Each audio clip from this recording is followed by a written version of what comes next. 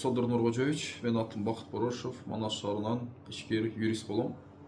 Сизден укук коргоо органдарында жүргүзөйүн деген реформаңызды колдойбуз, тергөө комитети боюнча.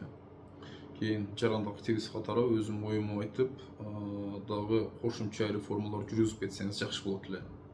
Мен буну жөн эле айткан жокмун, мен бул нерсе практикадан өттү. Өзүм 2023 жылы УКМК тарабынан жасалган кылмыштын негизинде 1 жыл камакта отуруп чыктым. Мен кичине өзүм мындай тополоңчу болуп, кийин укуктарын билген үчүн, укуктарымдай көп тебелетпеген үчүн мен СИЗОдон СИЗОго айдалып өттүм. Жалал Абадта СИЗОдо отурдум 1-3 ай, Жалал Абадтын ИВСинде отурдум 1-3 ай, Ошто 25 СИЗОдо отурдум 5 ай, Эл күч жаңы ачылган СИЗОдо отурдум 4 ай. Кийин Оштун СМСине кичине көрүп калдым.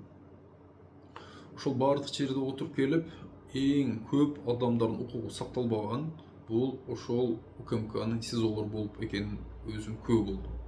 Анткени УКМКнын СИЗОсу тергөө изолятору УКМКга баш ийген үчүн ар кандай болгон мыйзамсыз кылмыштар, мыйзамсыз иштер баардыгы жашырылат экен.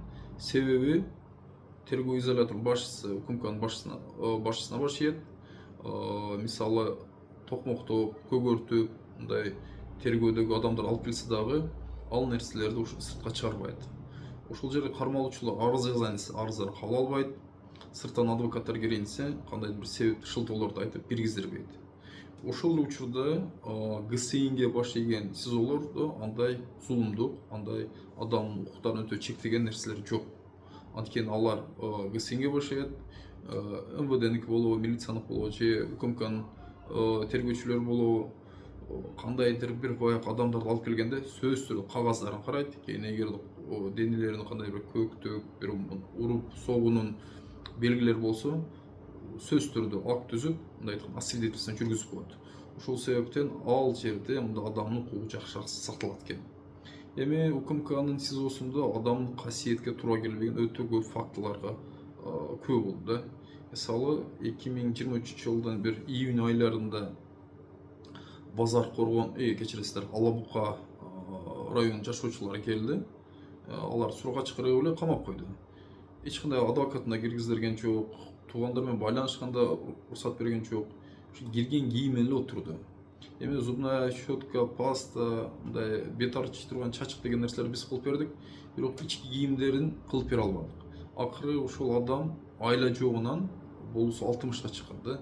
Менин ички турсамы, ички кийиме турсамы кийгенге мажбур болду да. Анткени бөлөк жок эле. Мен бая айтып кеткендей өзүм кичине мындай тополоңураак, чырыраак укугун билген үчүн мен адвокаттын кирип жатты. Бирок башкалардын адвокатын такыр киргизген жок да. Ошол себептен урматтуу Содыр Нургожевич, сиз мамлекеттин башчысысыз.